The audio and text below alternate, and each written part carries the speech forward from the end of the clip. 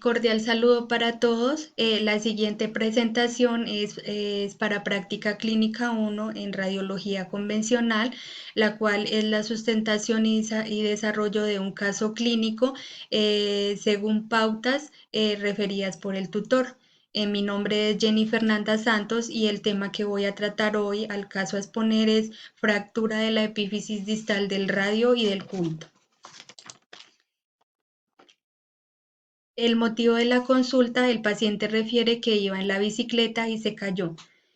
Paciente masculino de 15 años de edad, quien ingresa al servicio de urgencias del Hospital Cardiovascular de Soacha, acompañado de su madre, con un cuadro clínico aproximadamente de 2 horas de evolución, consciente en la caída de la bicicleta, lo cual el paciente presenta un trauma cráneoencefálico con pérdida de la conciencia no cuantificada, con una anamnesis episódica. El paciente refiere no recordar desde el momento del accidente hasta que lo auxiliaron. Además, presenta un trauma de muñeca izquierda con deformidad, edema, dolor a la limitación, por lo cual es que refiere el servicio de urgencias. En cuanto a la historia clínica, se le hace un manejo al paciente donde se le hace un examen físico donde el nivel de conciencia es alerta, un Glasgow de 15/15, la cabeza y cuellos están normales, el tórax está normal, el abdomen está normal, la extremidad inferior se encuentra normal, la extremidad superior en la cual presenta un dolor moderado de 6/10 en el miembro superior izquierda, más específicamente en la muñeca, lo cual presenta una limitación para la flexión, sensibilidad y movilidad de los dedos conservada pero dolorosa, no se aprecian otras alteraciones. En cuanto a los antecedentes, el paciente refiere, patológicamente, el paciente refiere una catarata cognitiva en el ojo derecho y una amaurosis de ojo derecho. El paciente refiere que hace un tiempo atrás se le realizó un procedimiento quirúrgico, lo cual fue una implantación de lente intraocular OD. A los demás, el paciente refiere negación. Patológicos niega, alérgicos niega, toxicológicos niega, hospitalarios niega. El plan de manejo primeramente es medicación analgésica para el dolor, se envía al paciente a que se le solicite una radiografía de muñeca izquierda en AP y lateral, una tomografía computarizada de cráneo simple y una interconsulta por ortopedia y traumatología. En la anatomía de la muñeca relacionamos la anatomía básica de la muñeca, decimos que la muñeca está conectada al antebrazo con la mano, consta de 8 huesos del carpo, varias articulaciones y ligamentos que le dan soporte, así como también huesos distales del antebrazo. En la parte distal aquí podemos observar la parte distal del radio. Aquí observamos la apófisis estiloide del radio. Aquí observamos la parte distal del cúbito. Aquí miramos la apófisis estiloide del cúbito. En esta parte relacionamos la articulación radiocubital, la articulación radiocarpiana. Aquí podemos observar los 8 huesos, como ya había dicho, 8 huesos del carpo, los cuales están divididos en 2 filas. Cada fila presenta 4 huesos. En la fila proximal observamos aquí el hueso escafoides, el hueso semilunar, el hueso pisiforme y el piramidal. En la fila distal observamos aquí el hueso trapecio, el trapezoide, el grande y el ganchoso, y también en algunas veces el gancho del ganchoso.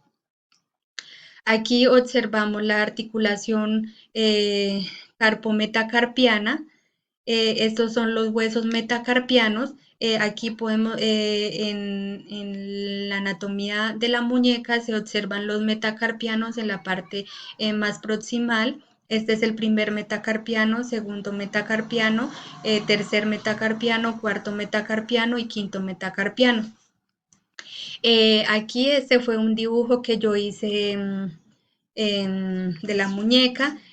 Aquí podemos observar la muñeca en una posición lateral donde hay más que todo superposición de los huesos. Entonces, lo que es cúbito y radio superpuestos, los huesos del carpo están superpuestos, los metacarpianos superpuestos. El único que está libre es el primer metacarpiano que queda en una posición posterior anterior. En la patología de estudio, el paciente por su caída refiere dolor a la palpación y edema. En cuanto al reporte pues, de rayos X, se evidencian las lesiones relacionadas. Entonces voy a hablar aquí un poco sobre estas patologías. Eh, las fracturas con minuta son fracturas completas, fracturas que se presentan, que son fracturas de alta energía. Las fracturas con minuta son aquellas en las que el hueso se fractura en dos o más fragmentos, se pierde totalmente la alineación de la cortical ósea. Estas fracturas pueden presentar desplazamiento, que es cuando se ha producido una aproximación de los fragmentos óseos, y también los desplazamientos pueden causar acabalgamiento. El acabalgamiento es que un hueso se interpone encima del otro. Ese es el hueso y por la alta energía que produce el daño del hueso, entonces el hueso, uno se monta encima del otro. Voy a hablar un poco también sobre las fracturas por avulsión. Las fracturas por avulsión ocurren cuando una lesión hace que el ligamento o el tendón arranque un pequeño fragmento del hueso conectado a él. Este también, el ligamento puede verse afectado. La técnica GOL estándar para visualizar estas fracturas es los rayos X.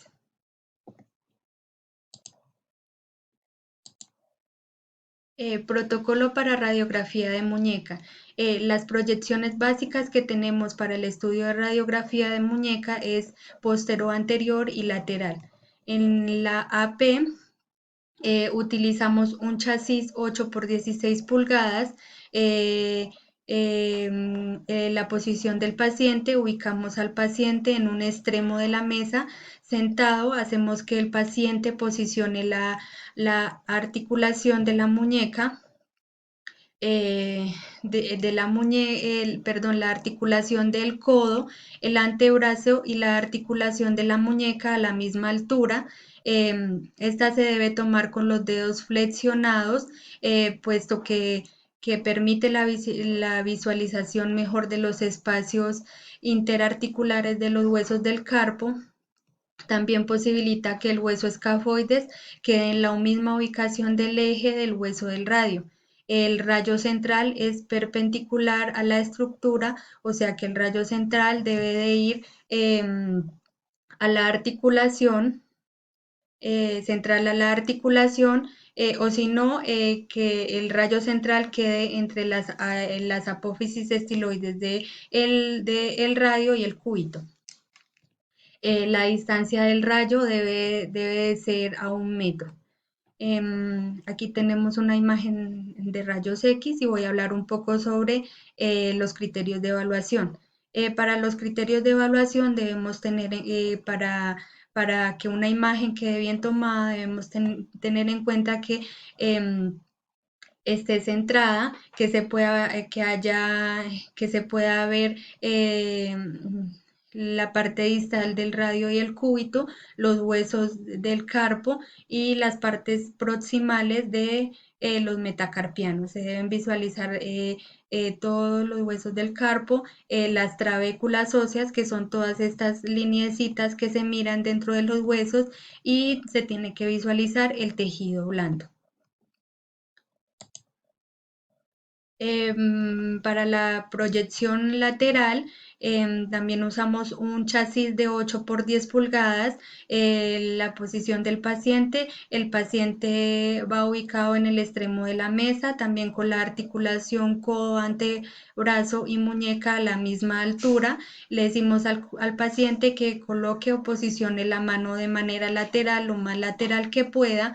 El dedo número 1 debe ir en una posición, debe quedar en una posición PA unido al segundo metacarpiano. Para los criterios de evaluación, para mirar que la imagen está bien, bien tomada, deben quedar superpuestos el radio y el cúbito, debe haber superposición de los huesos del carpo, superposición de los metacarpianos, el único que queda libre es el primer metacarpiano, en donde queda en una posición postero-anterior, debe visualizarse las trabéculas óseas y el tejido blando.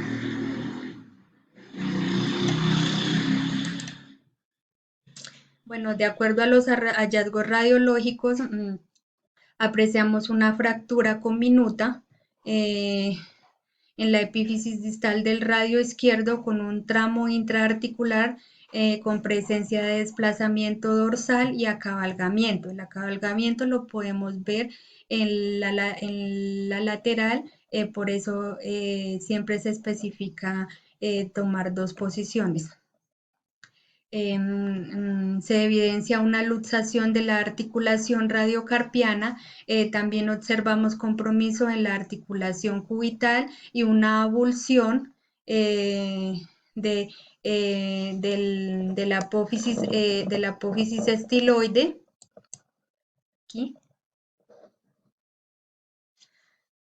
del cúbito. También hay un daño en la articulación radiocubital.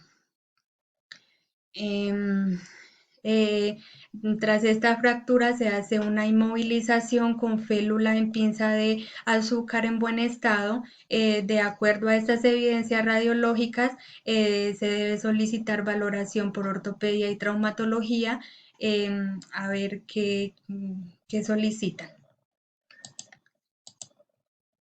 Aquí coloqué las imágenes del posoperatorio.